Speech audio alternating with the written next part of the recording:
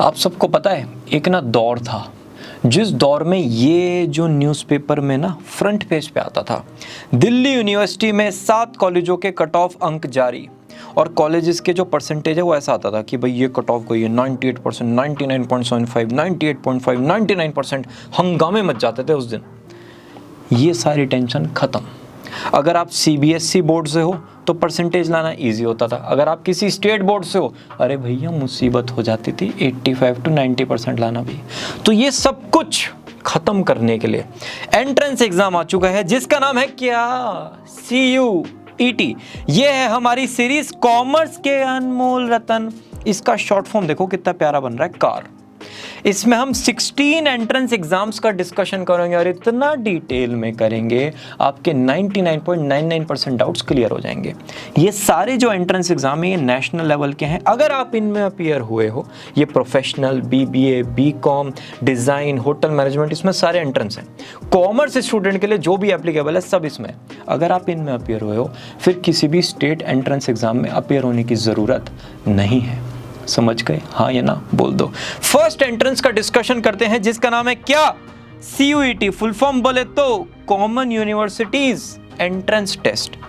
Old name था इसका CUSET, मतलब central universities common entrance test. हुआ क्या, जब एंट्रेंस आया तब था कि भाई जितनी भी सेंट्रल यूनिवर्सिटीज हैं हर जगह की, सिर्फ उन्हीं के लिए ये एंट्रेंस होगा।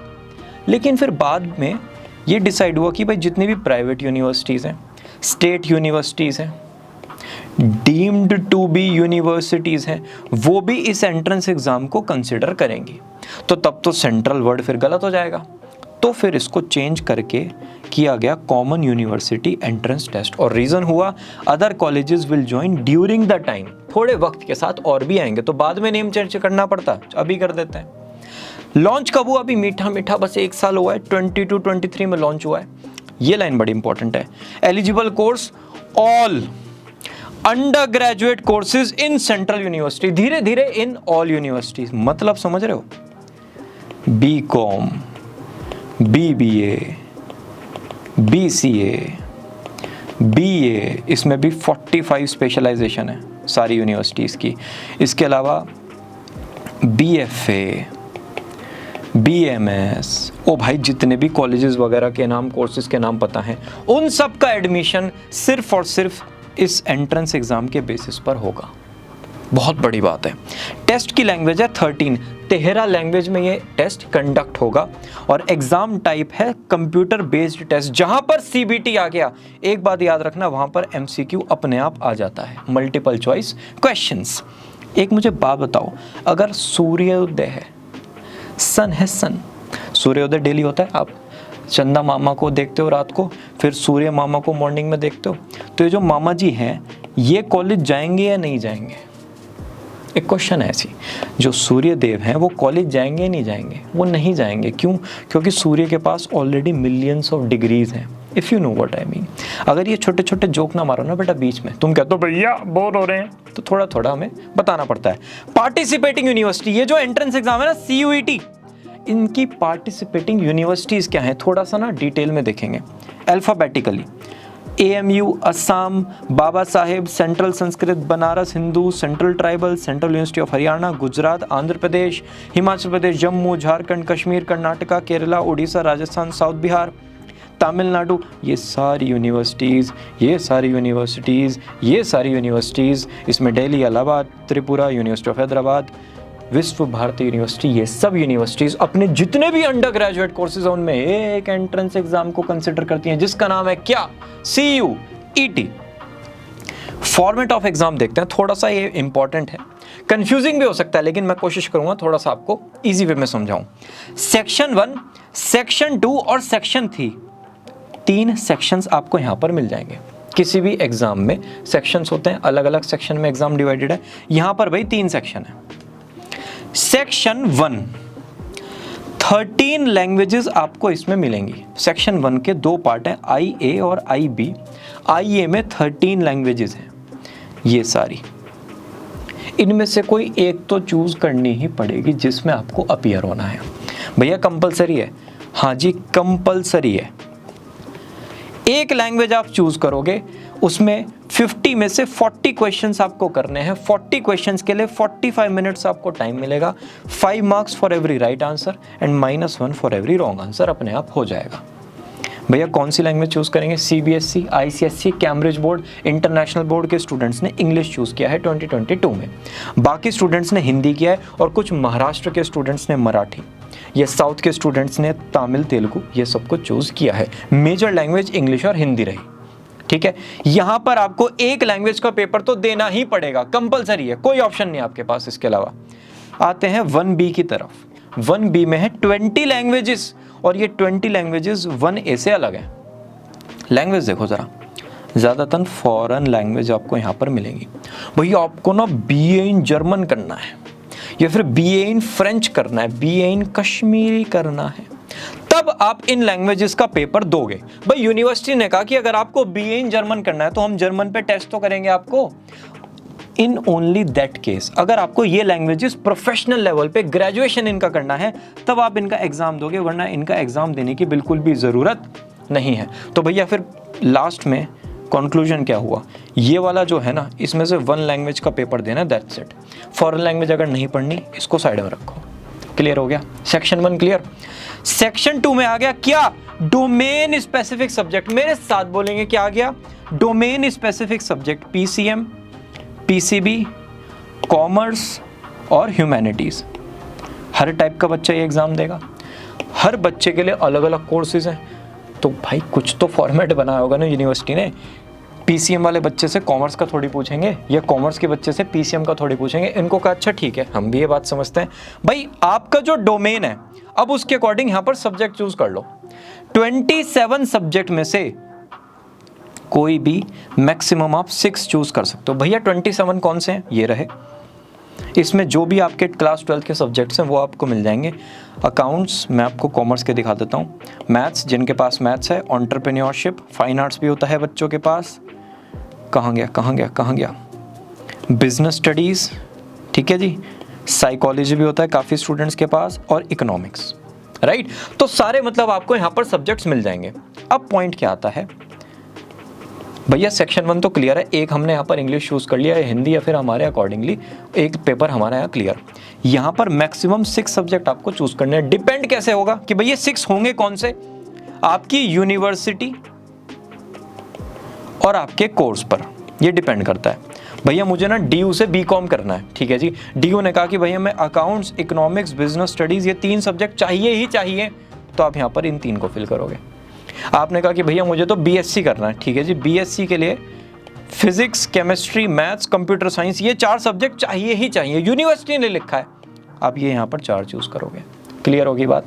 ये टोटली डिपेंड करेगा आपका कोर्स, उसके बाद आपकी यूनिवर्सिटी क्या कहती है। अगर आपने 6 सब्जेक्ट चूज किए, हर सब्जेक्ट का 45 मिनट्स का पेपर होगा। राइट आंसर के लिए +5, रॉन्ग के लिए -1, और 50 में से 40 क्वेश्चंस अटेम्प्ट करने होंगे। क्लियर हो गई? एक बार रिवाइज कर लेते हैं। लैंग्वेज में से एक लैंग्वेज हमें चूज करनी है। अगर फॉरेन नहीं पढ़ना है तो 1B को साइड में रखते हैं। डोमेन स्पेसिफिक में मैक्सिमम 6 पे जा सकते हैं। डिपेंड किस पे करेगा? हमारे कोर्स पे और हमारी यूनिवर्सिटी पे। हर डोमेन के पेपर का 45 मिनट्स का एग्जाम होगा। 2 क्लियर। तीसरे में क्या है? थर्ड तो हमारा जनरल टेस्ट है, नाम में ही जनरल है। जनरल टेस्ट 60 क्वेश्चंस करने हैं आउट ऑफ 75, और ये 60 क्वेश्चन के लिए आपको 60 मिनट्स का टाइम मिलेगा। Again MCQ। फॉर्मेट क्या बन गया लास्ट, ये बता दो बस जल्दी से।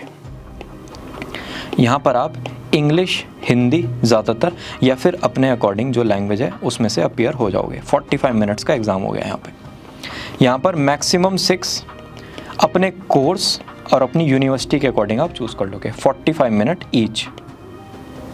सेक्शन 3 में आ गया आपका जनरल टेस्ट, यहाँ पर भी 60 मिनट्स का ये वाला एग्जाम हो जाएगा।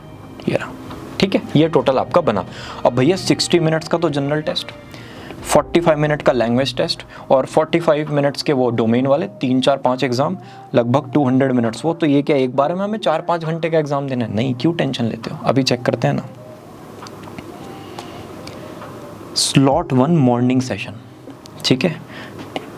कहाँ गया? ये रहा। भाई मॉर्निंग सेशन में CUET ने कहा है, NTA ने कहा है, जो नेशनल टेस्टिंग एजेंसी है, कि भाई लैंग्वेज के पेपर में अपीयर हो जाना। डोमेन से रिलेटेड मैक्सिमम 2 सब्जेक्ट में अपीयर हो जाना और जनरल टेस्ट में अपीयर हो जाना। ये तो मॉर्निंग स्लॉट में होगा, क्लियर होगी बात। इसके अलावा आफ्टरनून सेशन, इसमें लैंग्वेज जो बचा हुआ है वो और जो बचे हुए डोमेन है वो शाम वाले सेशन में हो जाना, ये आफ्टरनून सेशन में। तो 2 पार्ट में आपका ये एग्जाम कंडक्ट होगा। क्लियर हो गई बात?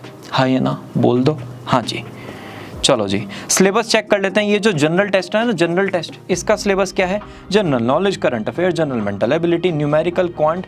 कॉमर्स के बच्चे ये अभी तक इससे बच रहे थे, बस आपके लिए भी आ गया वही सब कुछ। रीजनिंग, एप्टीट्यूड, एक बार एप्टीट्यूड आपकी लाइफ में आ गया ना, एक बात बस मेरी याद रखना लाइफ में, और कुछ लेके जाओ ना जाओ ये बात लेके जाना, एप्टीट्यूड एक बार लाइफ में आ गया बस उसके बाद नहीं जाता है। जब तक आपकी जॉब नहीं लग जाती तब तक एप्टीट्यूड लाइफ में रहेगा। हर कंपनी के जो एप्टीट्यूड टेस्ट है वो आपको क्लियर करना पड़ेगा टॉप नॉच कंपनी में। सारे एंट्रेंस एग्जाम, चाहे कैट हो, चाहे जी मैट हो, चाहे ओ भाई कुछ भी हो, सब में एप्टीट्यूड है। ये लाइफ में अब आ चुका है, अब ये नहीं जाएगा जब तक जॉब नहीं लग जाती। ठीक है जी, क्लियर होगी बात? तीनों सेक्शंस क्लियर हो गए। अच्छा भैया, ये जो 27 में से 6 सब्जेक्ट चूज करना है, हाँ जी करना है, इनका सिलेबस क्या होगा? क्लास 12th NCERT, समझ गए भैया? अच्छा, ये जो सेक्शन 3 है जनरल टेस्ट, इसका सिलेबस क्या होगा? क्लास 8th, बस इससे आगे का नहीं आएगा। आ जाओ जी, फटाफट से आ जाओ। इंपॉर्टेंट पॉइंट, ये ना थोड़ा सा ऐसा लगता है पहली बार जब आप सुनोगे ना, पता नहीं क्या चल रहा है। ये ना एनटीए ने कहा है कि भाई मैक्सिमम 9 टेस्ट आप दे सकते हो। मेरे साथ रहना, जाना मत। मैक्सिमम 2 लैंग्वेज के हो सकते हैं, 6 डोमेन के और 1 जनरल। क्या आ गया टोटल? 2 + 6 + 1 9। या तो ये कॉम्बिनेशन बना लो, या फिर 3 लैंग्वेज के 5 डोमेन के 1 जनरल, या फिर ये कॉम्बिनेशन बना लो। इसके अलावा कुछ नहीं भाई। डोमेन की आपकी मर्जी है भाई, मैक्सिमम 6 हैं, और अगर आपने 3 लैंग्वेज चूज कर ली ना फिर मैक्सिमम 5 हैं। हमने मैक्सिमम बता दिया कि भाई 9 टेस्ट में आप मैक्सिमम अपीयर हो सकते हो। इसमें 7, 8 में होना है, ये डिपेंड करेगा आपकी यूनिवर्सिटी पे, लिख भी दिया है। सारे कॉम्बिनेशन यूनिवर्सिटी पे डिपेंड करते हैं। आपको क्या है कि भैया मुझे ना जर्मन भी पढ़नी है, फ्रेंच भी पढ़नी है, ठीक है भाई, तो आप 3 लैंग्वेज में अपीयर हो जाओ, टेंशन क्यों ले रहे हो, राइट? तो ये सारे जो कॉम्बिनेशन हैं आपकी यूनिवर्सिटी पे डिपेंड करेंगे, ये बहुत ज़्यादा इंपॉर्टेंट है। एलिजिबिलिटी की बात कर लेते हैं भाई, कोई एज लिमिट नहीं है। अगर आपको 2023 में एडमिशन लेना है तो 2023 वाला ही CUET क्लियर करना पड़ेगा। ऐसा नहीं है 1 साल पहले CUET क्लियर करके रख लिया और उसके बाद जाके अप्लाई कर देंगे नेक्स्ट ईयर, नहीं, उसी साल क्लियर करना है। ठीक है। फी क्राइटेरिया भाई, स्लॉट 1 की फीस अगर अप टू 4 टेस्ट आप ले रहे हो तो ये है, अप टू 5 ले रहे हो तब भी ये है। ओके जी। अब मुझे एक बात बताओ, पहले के ज़माने में ना, मतलब आज से ज़्यादा पुरानी बात नहीं है यार, 10 to 15 ईयर्स बैक क्या होता था, 100 में से ना 105 मार्क्स भी आ जाते थे। हो जाता था कुछ बच्चों के साथ, टीचर कन्फ्यूज रहते थे, यार ये पता नहीं कैसा आ गया। कुछ ऑप्शन नहीं था क्योंकि आंसर शीट चेक नहीं होती थी पहले। तो भैया क्या CUET में ऐसा हो सकता है, कम ज़्यादा नंबर आ सकते हैं, तो क्या हम आंसर शीट चेक करा सकते हैं? हाँ जी, आप आंसर शीट को चैलेंज कर सकते हो। 200 रुपीज़ पर क्वेश्चन, मेरी बात ध्यान से सुनेंगे, पर क्वेश्चन, पर पेपर नहीं है।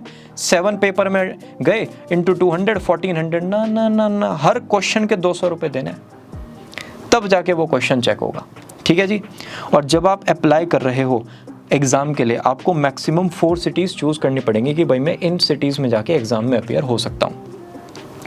अब एक ना, ये मुन्ना भैया का बहुत बड़ा फेमस डायलॉग है कि वो जब बाहर वो हॉस्पिटल में थे, नई नई क्लासेस चल रही थी, एक कैजुअलिटी हो गई थी, तो एक ना वो बंदा बाहर खड़े हुए ना फॉर्म फिल कर रहा था, और वो बार बार अपने जो भी उनके रिलेटिव थे उनको देख रहा था कि यार वो कहीं निपट ना जाए, मैं फॉर्म फिल कर रहा हूँ या निपट ना जाए। तो इन्हें क्लास में पूछते हैं, अरे वो बाहर वो फॉर्म फिल करना ज़रूरी है कि कैजुअलिटी के टाइम पे, क्योंकि अगर इंसान ही मर गया तो काहे का फॉर्म। तो ऐसी कुछ बच्चों के दिमाग में आएगा कि भैया CUET का फॉर्म भरना पड़ेगा क्या? हाँ जी, पढ़ना पड़ेगा, प्रोसेस का पार्ट है। आप अगर भूल गए तो भाई फिर भूल गए, फिर आप CUET में अपीयर नहीं हो सकते। अगर अपीयर होना है तो फॉर्म तो फिल करना पड़ेगा, नो अदर ऑप्शन।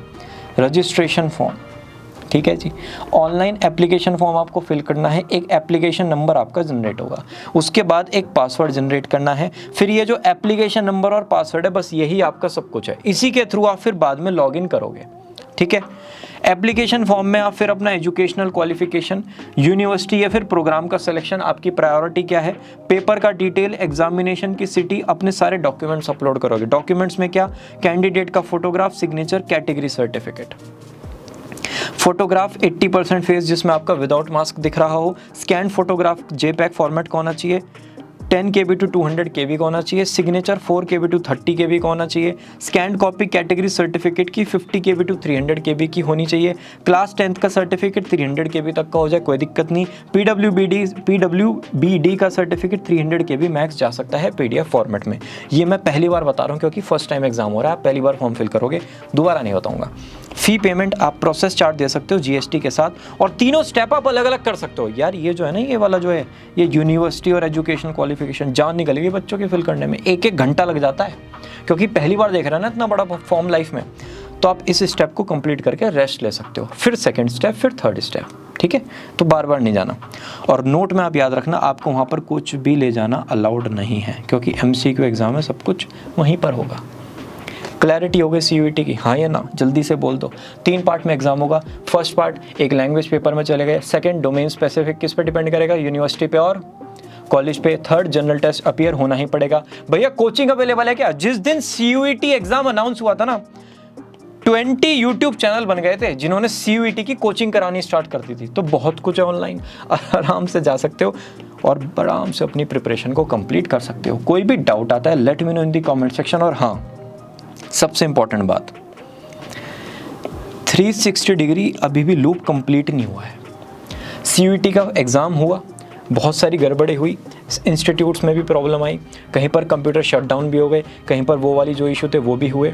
उसके बाद अभी रिजल्ट भी नहीं आया। जब मैं वीडियो शूट कर रहा हूँ सितंबर मंथ में रिजल्ट आएगा, यूनिवर्सिटीज़ में एडमिशन होगा, तब जाके ये लूप कंप्लीट होगा, पता चलेगा आखिर हुआ क्या, प्रोसेस कंप्लीट कैसे हुआ। तो मैं एक डिटेल्ड वीडियो बनाऊंगा एप्लीकेशन फॉर्म से रिलेटेड और लास्ट में एडमिशन तक, बिल्कुल डिटेल में कैसे कहानी स्टार्ट हुई और कैसे कहानी खत्म हुई। अभी ये लूप क्लोज नहीं है तो थोड़े से आपके डाउट्स अभी बच सकते हैं। भैया करना कैसे है? सिंपल तरीका है, क्लास 12 की अपनी प्रिपरेशन रखो, उसी के साथ साथ डोमेन सब्जेक्ट तैयार हो जाएंगे और 4 to 5 मंथ्स बैक अपना जनरल टेस्ट की तैयारी भी स्टार्ट कर देना। इसी के साथ ये वीडियो होती है फिनिश। हम बना रहे हैं biggest commerce community of career इस चैनल पे और बना के छोड़ेंगे। इनके लिए हमने सीरीज़ बनाई है commerce college fair, top 5 colleges से रिलेटेड, कॉमर्स कन्फ्यूजन सीरीज़, कार ये सीरीज़ तो आप देख ही रहे हो, खल्लास MCQ, पैशन का भूत और 5 सीरीज़ कॉमर्स स्टूडेंट्स के लिए प्लान है और इतनी खाते पीते घर की है ना। इन सीरीज़ के बाद कोई भी करियर, कॉलेज और एंट्रेंस एग्जाम से रिलेटेड डाउट आपका नहीं रहेगा, ठीक है जी। करियर फाइनलाइजेशन प्रोसेस, पहले अपने API को फाइनल करो, फिर उस API को करियर से मैच करो, उनमें से एक करियर फाइनल करो, हर करियर की इन्फॉर्मेशन निकालो और फिर एडमिशन ले लो। ये सारे प्रोसेस को हम इस चैनल पर फुलफिल करेंगे क्योंकि career counselling means planet study और हमने कसम खाई है आपका करियर सॉर्ट करके छोड़ेंगे। ये पूरी सीरीज़ की सेकंड वीडियो में मिलते हैं। Bye bye.